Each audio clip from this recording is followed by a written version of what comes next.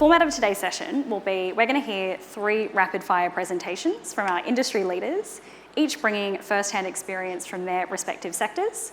They're going to share some candid stories of some success, as well as juicy insights and hard-earned lessons along the way. And after that, all 3 speakers will return to the stage for an interactive Q&A. So this will be your chance to ask them questions that might have popped up during their presentations. So, first up, we've got Brian Van Wyck, Fleet Operations Manager at Austral Fisheries. Brian has led innovative trials and spearheaded the adoption of everything from bycatch reduction devices to tech that advances traceability in the supply chain. Please join me in welcoming Brian to the stage.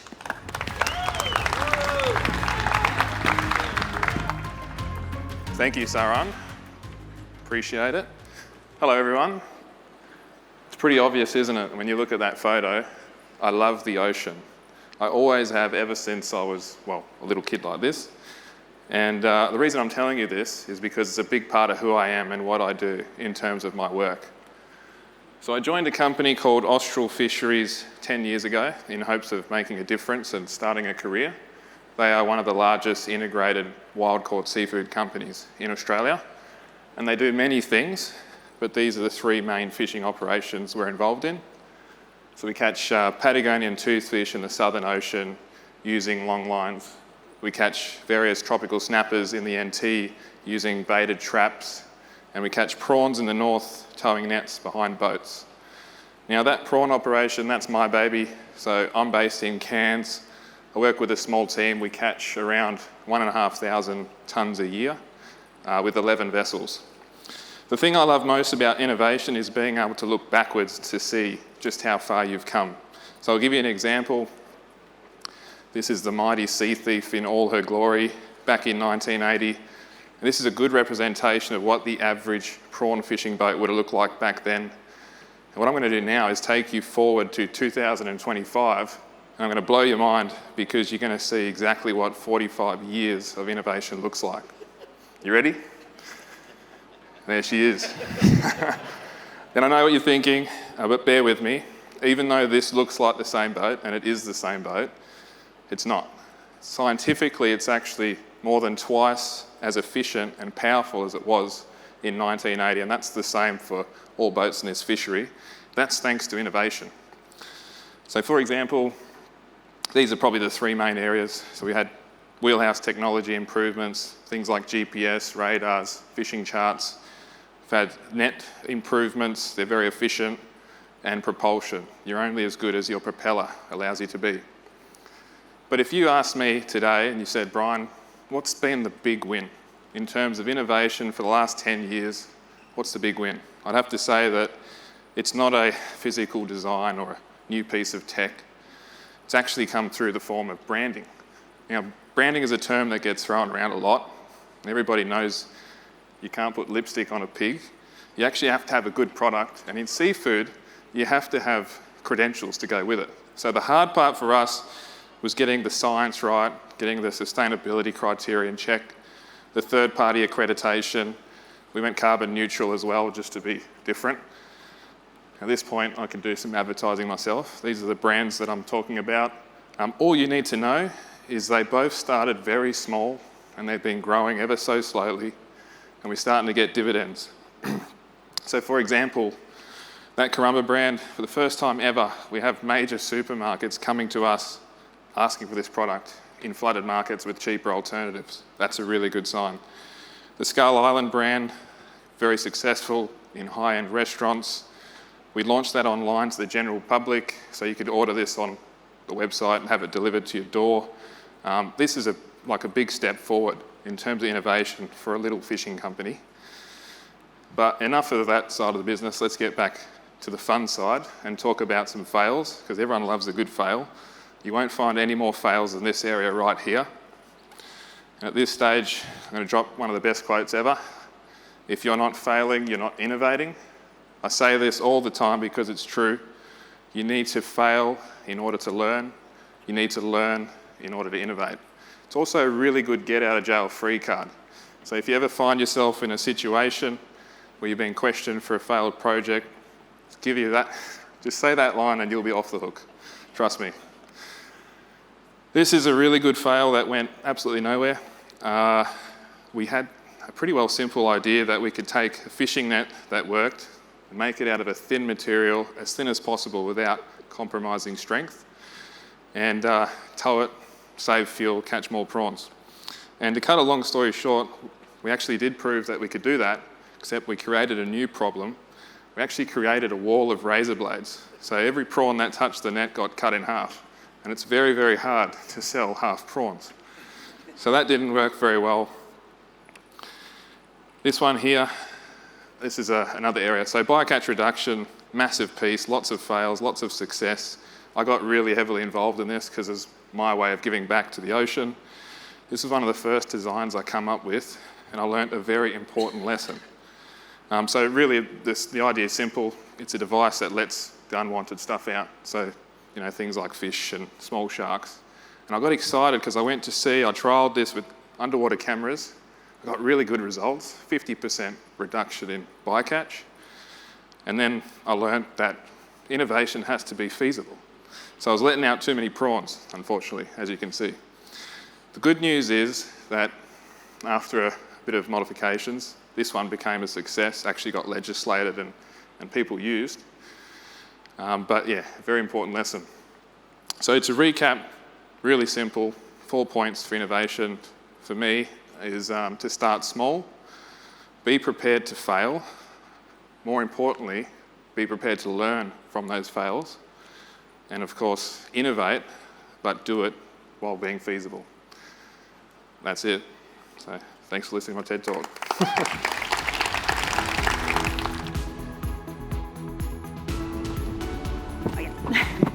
Thanks, Brian. That was wonderful. Some great examples of innovation in surprising ways.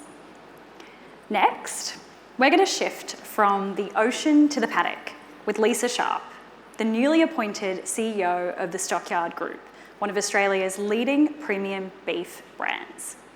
Lisa has an impressive track record in marketing and innovation, leading MLA, Herefords Australia, and driving strategy for some of the biggest food and beverage brands. She's here to share what it takes to push innovation in a sector steeped in tradition. Please welcome Lisa Sharp to the stage. Thank you so much. Good afternoon, everyone, and thank you for the opportunity.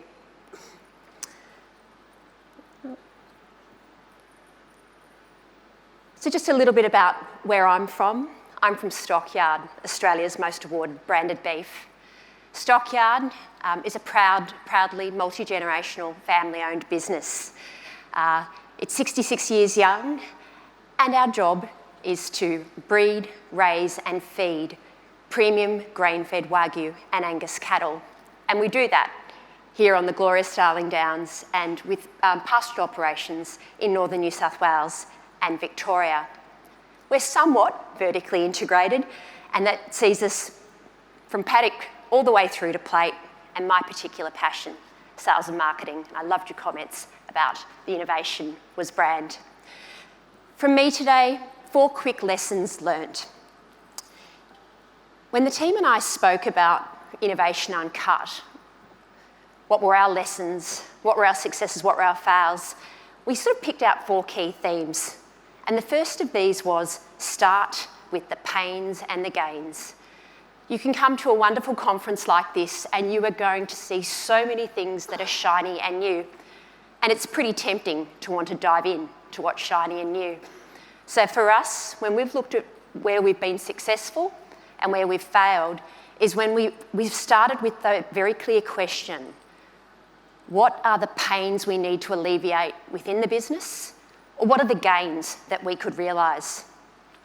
So by way of really simple example, I mentioned we feed cattle, approximately 2,200 capacity feedlot. It's really important that we have incredible accuracy and consistency in our feeding. And importantly, we also need to ensure that we're speedy, and of course, with the price of commodities, there is no waste. So with the pains having been identified, it becomes really clearer to sift through what's shiny and new and identify tech or innovation that really can help the business go further, faster. And in this instance, what did our team identify?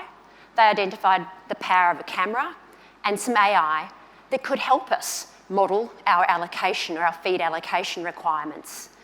Now, this is incredibly early days, but I want to come back to why is identifying pains and gains so important.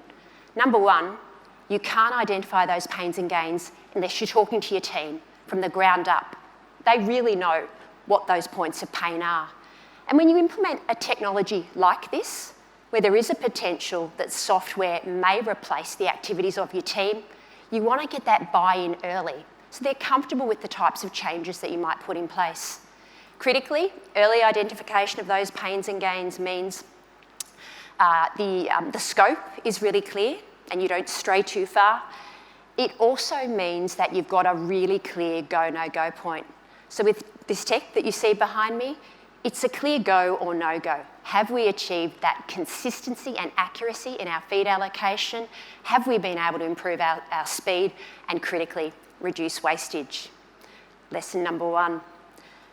Lesson number two, old tech, old processes can actually be a breakthrough. In this case, there's nothing new here.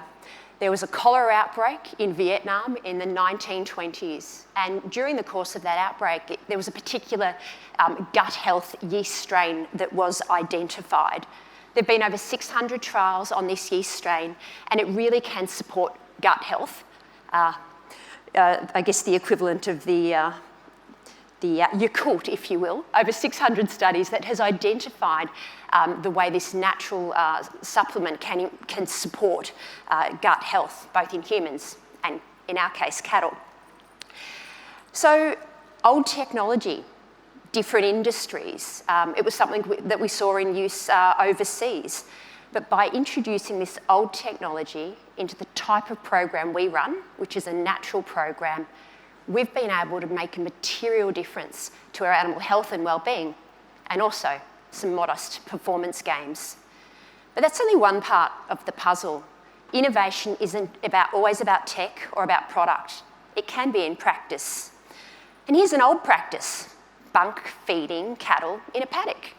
So why did that make a difference to our business? We do run a natural program. We are sourcing cattle from different locations, from Queensland, central Queensland, right down to southern Victoria. Really important for us that the cattle have an opportunity to become preconditioned to their new environment. And with 28 days in the paddock, the opportunity to feed from pasture and bunks, we find pretty quickly they move across to the feed. And what we've seen is this low-stress environment has really improved animal health and well-being as we transition them to our lot feeding operations, and also has given us some modest performance gains.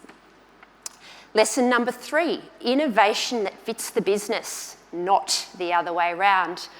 I mentioned Stockyard is 66 years young. We've got a site that's pretty developed with races and yards and crushers and roads. If we're going to bring innovation into the business, it needs to work within that existing infrastructure. And here, I have an example of some particular feeding units. These feeding units are part of our research pens. They allow us to identify the individual animal and critically the individual feed intake of each animal.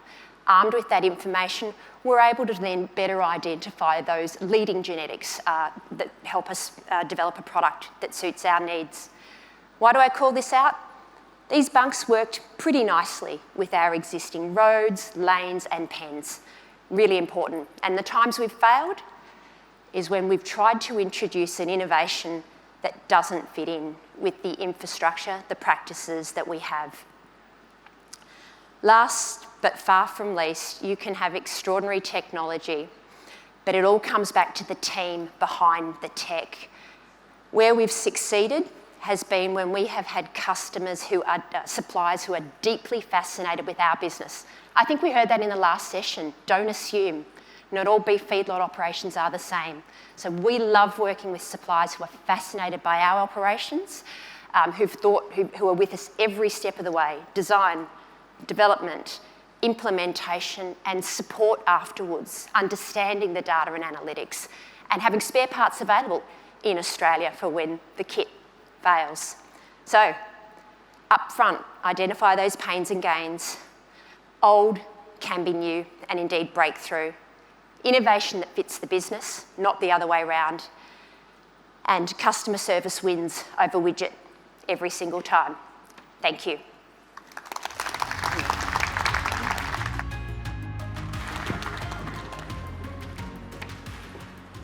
Wonderful stuff. Thank you, Lisa. Some pragmatic advice there. Finally, we turn to one of the most complex and dynamic parts of the supply chain, pork production. Dr. Robert van Barneveld is the Group CEO and Managing Director of the Sunpork Group, overseeing everything from genetics to processing for a whopping 20% of Australia's pork supply. With a PhD in amino acid nutrition and a career spanning agribusiness leadership, research, and company boardrooms, Rob brings an unmatched perspective on the role of tech in livestock management. Let's give Rob a big warm welcome. Thank you, and good afternoon. I better start by disagreeing with the previous speaker. You can put lipstick on a pig. It's just frowned upon. So I want to talk to you, I want 3 or 4 messages to come away from this presentation today. I want to talk about why a big corporate like Sunpork is here talking to you. I want to talk about the energy, commitment, money and time it takes for even the simplest innovations. I want to emphasise that not all agri-tech is overt.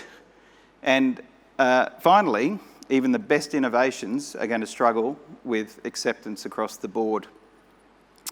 So just let's talk a little bit about Sunpork. So we're Australia's largest pork producer. We produce 20% of Australia's pork. We've got 56 farms across Australia and New Zealand, from South Australia all the way up to Queensland, 2 abattoirs and 4 feed mills. And we're 100% Australian owned. Why are we here?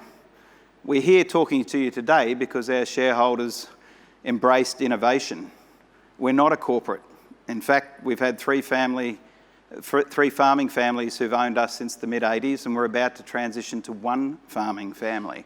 And that 1 farming family, he started as a horse breaker who wrote a final year project at Orange Ag College to establish a 250 sow piggery near Gundawindi. The other 2 families started, if you go right back, one's mum was a cleaner who sold eggs to the gentry, and the other, well, his dad was a dental technician in Toowoomba. But they embraced innovation, and one of those families will be the largest pork producer in Australia. And that's pretty critical to their success, and I think it's worth everyone remembering what you might regard as a big corporate didn't start that way, and they had to work their way up. Why is innovation important to us? Well, we're big in Australia, we're minnows by the rest of the world. Standard, we have 276,000 sows in Australia. China, when they don't have disease, have 40 million sows. So Sunpork produces over 90 million kilos of pork a year, and that's consumed every 13.6 hours in China alone. So if we're going to stay ahead of the game, we need to be innovative. I'll talk about some innovations across the pork industry, but today I'm focusing particularly on a welfare innovation within our business. The pork industry in Australia has always punched above its weight when it comes to innovation. For a small industry by world standards, we've led a lot of technologies, and with that have come a lot of fails. And just some highlights. I suppose vaccinations are an important part of our business, and you all know the pressure on antibiotics and reducing antibiotics in the food chain. Well, one way to do that is through vaccination, but it has other roles. In the 90s, Australia developed porcine somatotropin, which is a peptide-based endogenous hormone, so it's in a pig in its natural state. This was a synthetic analogue that could increase the growth rate of a pig by 20%. Now that's a lot, but required an injection every day, so there's a welfare issue, and no consumer wants to eat meat that's been injected with a hormone. So that is gone. Technology can no longer be produced. Immunisation against gonadotropin-releasing hormone, that's actually used every day in Australia. Sounds complex, but basically we are immunising against boar taint, which is a taint that comes if you leave male pigs entire. and you can actually turn that off. So 4 weeks before they go to slaughter, male pigs receive their second injection of this immunisation, and you don't get boar taint, and it improves meat quality. So that's a great innovation. And in health, you know, we keep working. I did a radio interview this morning about a JEV vaccine. Some of these things are held up by regulators that make it a little bit difficult. In nutrition, we apply technologies like NIR to predict the energy content of feeds.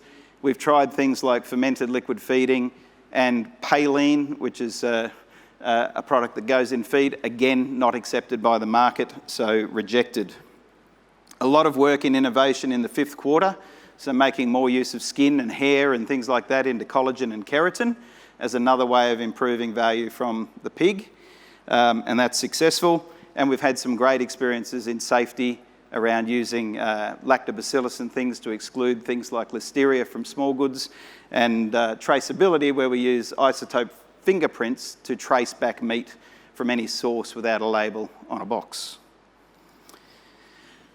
One of the areas where we've had to work hard in innovation is around confinement of animals. And as an industry, or any livestock industry, we've got lots of challenges. Anthropomorphism is probably the biggest one. And that's where, well, put your hand up. Who's seen Babe? Yeah, you know that pig can't actually talk, right? Well, you might be alone if you think that, because most people do believe they can talk. So that's something we're challenging, and more people are getting connected with their animals, and they're struggling with using them for food. Sentience is another area of conjecture. We accept that animals are sentient. Our job's to give them a good life and a good death so that you can have a good life and a good death. And in the past, we've dealt with the 5 freedoms as a measure of welfare, which are kind of negatives. That's progressed to the 5 domains, where we're trying to provide positive nutrition, environment, health, behaviour, and mental state. Mental state? Look at the person next to you. You know their mental state? You can talk to them. Okay, so one of the bigger areas for us was around this confinement of sows in farrowing crates. And we have spent probably 10 years, $10 million, and used all of the smartest mind in our business to come up with a simple solution that allows us to remove any form of confinement from our animals. No bars, safe for employees, it improves the welfare of the animal. Similar cost to the existing system, uses the same footprint, and most importantly, doesn't have a big impact on mortality. What was the trick in this innovation? We published the results. We published that this system was consistent with the 5 domains of welfare for sows in Frontiers in Veterinary Science. It's the only paper that's ever been published that demonstrates a positive mental state for animals in a particular production system.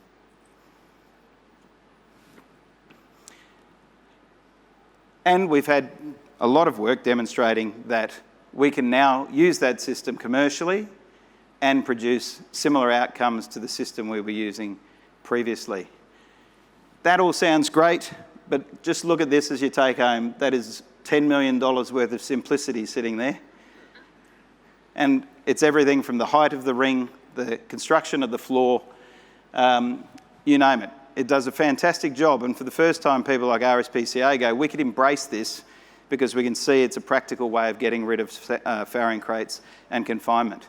But not everyone feels the same way, because they've put a lot of time and effort into demonstrating that pigs need a massive amount of space. They know that space is our Achilles heel when it comes to commercial production, and they're struggling to accept that as an alternative, largely because it's not their idea. So there's some simple take-homes from me. It's a big step forward for our business. For those of you that are innovating, it's a lot of time, effort, money, and work for even the simplest solutions, but you've got to keep doing it. Thank you. You guys now have the chance to ask these panelists your burning questions. Feel free to pop your hand up. We'll have some roving mics at the back. I might kick us off with a question. Bit of a theme that has kind of thread through the previous session and into this session now on sort of branding. Brian, you mentioned that branding was sort of a simple but actually highly effective innovation for austral fisheries. So I'd love to double click on that a little bit. I'd love for you to share some more of those insights and maybe chat about how the work that you've done might be beneficial for these guys in their sort of end of the market. Sure, that's a good subject. So branding has definitely been quite successful for us in what we do because prawns, like other proteins, are a commodity, right? So we're very susceptible to factors that we cannot control, like imports, for example, and other competition. So like I said before, it's quite important that you don't just come up with a really good piece of artwork. You also need to have all those credentials, which is actually the hard bit. And one of our biggest suppliers or customers is major supermarkets, and they've started shifting towards worlds where they need to meet sustainability criteria and have credentials as well. So if you can package all of that into a good brand, you're basically securing a niche market and a future where this stuff's going to continually become more and more important as we face all the threats we've heard about this morning. So. Awesome, thanks for sharing. And you also mentioned as well the second brand where you sort of have high value restaurants coming to you guys. Was that something that you put a lot of effort into doing, or was that actually an organic thing that they sort of reached out to you guys after finding out your brand? Yeah, so that particular prawn is usually an export prawn into Asian markets where people are prepared to pay high value. The only way we could replicate prices like that is actually like restaurants and going straight to high end. But we're funnily finding ways around that. And when you start to deliver this stuff to customers' doorsteps, and you're basically going straight from production to retail, you can cut out a lot of the other costs and margins. You can potentially equal or even grow margins higher than export. So there is a future in that, but you've got to be able to walk the walk that you talk as well. So that makes a lot of sense. Lisa, you mentioned that defining a problem is crucial to managing the scope and adoption of technology. Can you talk about some examples where you had maybe a poorly defined problem that sort of led to innovation missing the mark? Ooh. Tricky to answer without sort of shaming and naming a member of the team or a supplier, but sort of speaking more generically, for us, there is, incredible power in being able to, predict with certainty the outcomes of, raising and feeding an animal and really understanding, how that animal will meet a particular marbling spec. And at the end of its feed duration. And there's been just a number of projects that we've embarked on in that space where that the gain is really clear, but the technology is new, and just sort of comes back to a little bit around ensuring. I mean, the idea is so powerful. If only we could predict, if only we could make decisions earlier, if we know exactly how the end product will fit the brand, it would be transformative. So that's an example where you can be so clear on what the gain is, but there are different technology pathways, and we've tried a few, and they haven't all been successful for us. And in part that is just linked to existing infrastructure, existing ways of working. We haven't quite yet cracked that holy grail. So that's an example where the gain can be so clearly identified, but there is lots of different pathways or an unclear scope. Haven't solved it yet.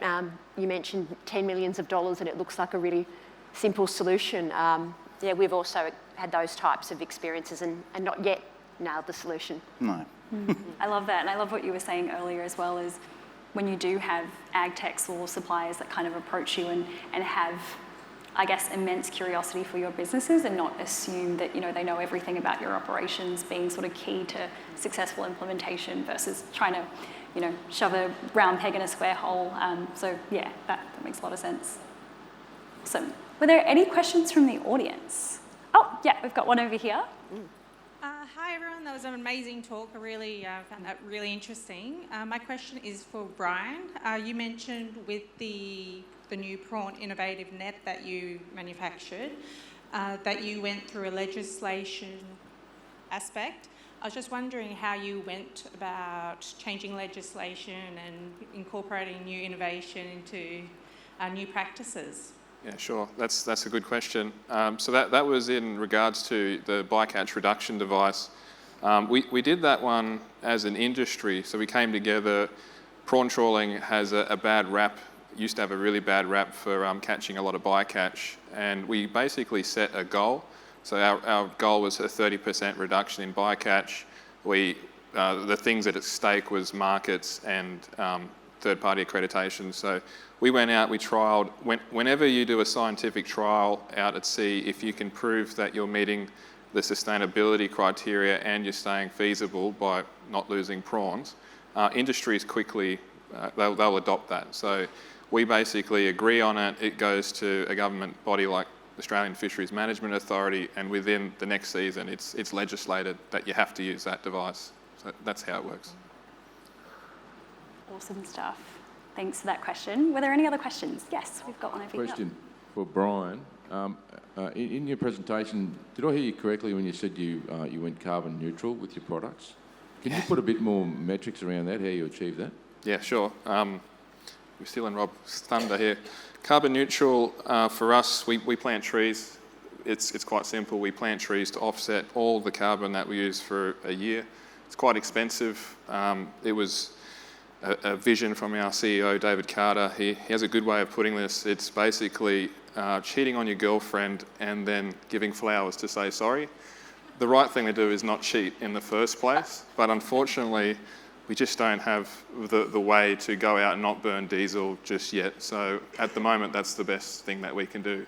And no dividends, but now finally, we're getting big deals because of that. So it's starting to pay off. Interesting. Thanks for that question. Are there any others in the audience? Yes. Oh, sorry, yes, over here. Just a very general question for the whole panel. Thinking about collaboration in innovation, who have been the key organisations or people that you've collaborated with that have helped you achieve the successes in innovation?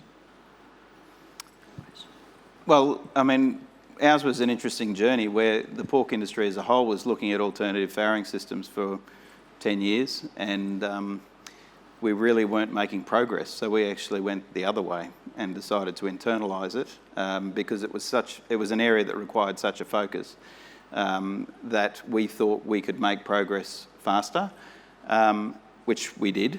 But more importantly, because it is such a sensitive area, we couldn't afford to fail. We couldn't have any public failures that would have been used against the industry in a very negative way. So in that particular instance, we chose not to collaborate. But as a business, we have a very strong relationship with the University of Adelaide, so we run their research farm. And we're trying to do the same thing with the University of Queensland up here, and they'll be the only 2 public sector research piggeries in Australia by the end of it. So, it's very important to our business to make sure we surround ourselves with the right minds. Yeah, I think from our perspective, we also partner with universities. So when it comes to meat science, the University of New England has been one that we've worked with closely. We do work closely with Meat and Livestock Australia, and they offer a variety of sort of co-innovation style programs. So that has also been a real source of support for us. Equally, we have a consulting vet and nutritionist, a very innovative team, and they also assist us greatly as we embark on our innovation projects. Bit of both for us. There's a competitive edge component where you don't want to collaborate if you believe that you can invent something or invest in something that's going to give you an edge. Usually takes about 12 months before the rest of them clue on. But unfortunately in fishing, profitability is really a rare thing at the moment. It's quite tough times, and for innovation that is really, really difficult. So collaboration through grants, the FRDC is a good one. Conservation groups, if you're finding ways to better the environment and improve your business, is a really good way to go about that as well. Awesome. Thanks for that question. Oh yeah, we've got a couple of questions from the audience. Maybe this lady up the back, if we've got a roving mic over here. Oh, you've gone here. Oh, sorry. Person behind you, and then we'll come to you. Rob Wilson from Western Australia. Thanks, Rob. A great talk and a good innovation. You've probably considered this already, but if your freedom farrowing crate becomes, say, attached to welfare codes for industry adoption, do you think aspects of the industry might push back because of the cost and the difficulty of installing those things, and how would you go about encouraging this to be adopted? Yeah, it's a good question, Rob. And yes, there has been some pushback, but it's an interesting scenario. Number one, we don't believe, if you've demonstrated a positive welfare benefit, we don't believe you can market that or keep it to yourself. You've got an obligation to make sure everybody has access to it. So we're giving all that technology away. So anybody who wants it can have access to it. The second thing was we insisted on the same footprint and the same cost of the previous. And I think if there's a proactive approach, you might have a more staged way to roll the industry into that rather than being forced down the pathway. The third thing is, if you take a proactive approach like this, there may be other solutions, but it demonstrates to people that set numbers are a little bit naive when it comes to welfare. You need an outcome-based system. And if you let farmers get on and do what they do well, they can probably come up with a much better outcome-based system than someone sitting in an office saying you must have 6.5 square metres and half of it must be solid floors. Yes, gentleman up the front. Hello.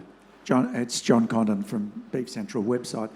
More of a cultural question. I had the good fortune of spending some time in Israel some years back and looking at innovation and technology development. What impressed me was their attitude towards the issue of failure, and just wondering whether fear of failure, do we approach that in the Australian industry, in the Australian environment, as well as we should?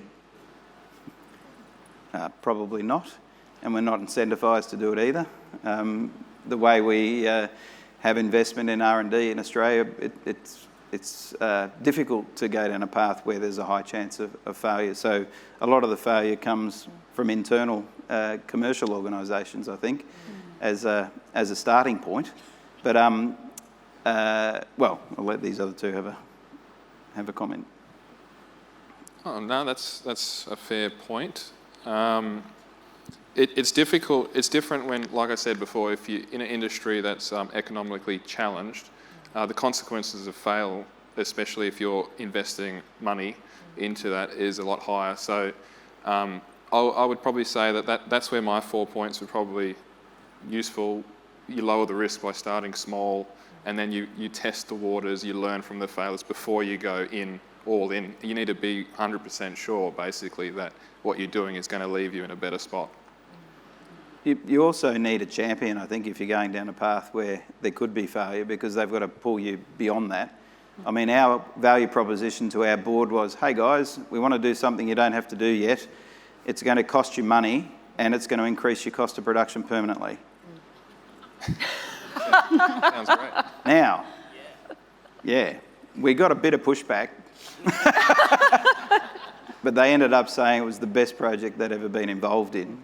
And we've now made all of those other things go away. It can be a base production standard for the same cost, and we're beyond our detractors because they got no data. Yeah. Lisa, did you have any I'm thoughts just to reflect reflecting on all of the failures have come with learning and data. And I mean, I think that's something everybody in this room appreciates, is the value of data. Probably just another comment, John, around failure. I think, you know, depending on the type of entity you work for and the structure, I'm privileged to work for a family business who, you know, are here to, you know, preserve and grow for future generations, and they are prepared to pay the long game. So it also depends about the environment that you're in, a willingness to innovate and to accept that failure is absolutely part of innovation. Definitely agree with that. Were there any other questions? Yes. Lady up the back. Do we have a roving microphone? Sorry, she's had her hand up for quite a while. Oh, yeah, you've got a mic, go for it. Jump in and fill the space if it helps. I'm Zach from Queensland Country Life. Thank you to the panel again for some really informative presentations. My question's for Rob. Our readers are really interested in biosecurity at the moment as much as ever. You may have seen yesterday that there were a couple of cases of JEV, Japanese encephalitis virus, detected in southern Queensland.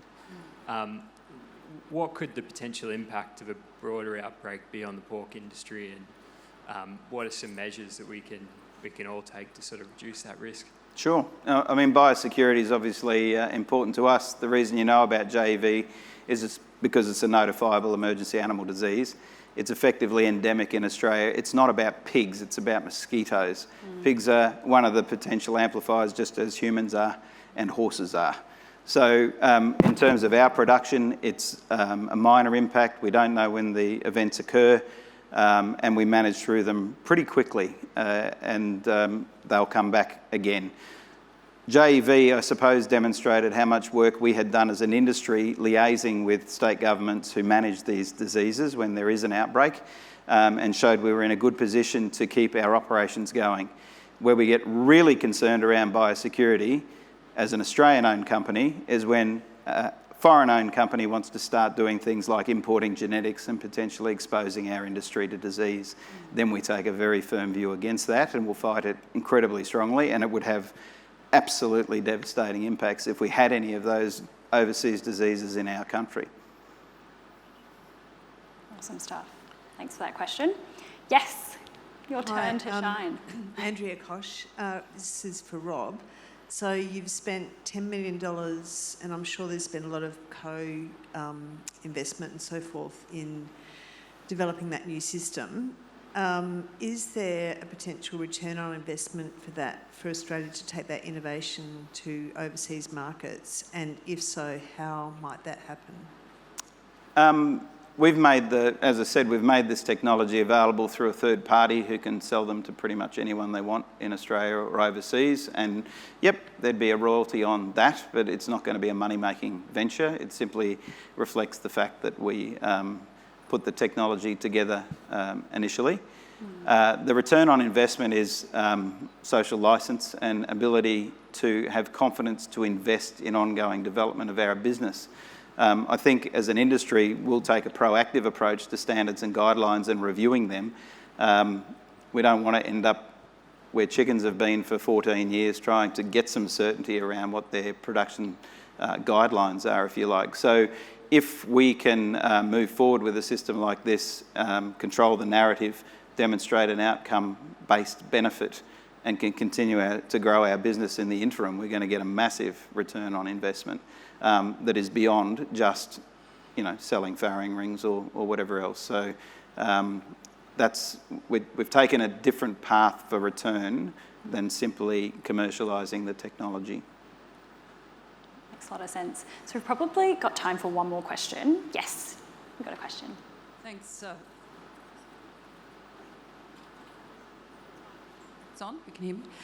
Thanks for sharing your challenges and learnings. I work in the area of farm safety in Victoria, and I'm really interested as to whether you've been able to apply technology to keeping your people safe and any economic benefits you've realised from doing that.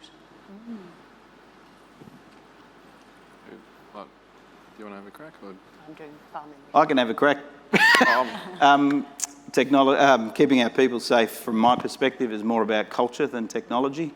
And we've demonstrated many times where we've acquired farms or other businesses that might, I know LTIFR is moving out as a lag indicator, but we've started with lag indicators like that of 160. And then for a farming business, our group LTIFR is now 4.8.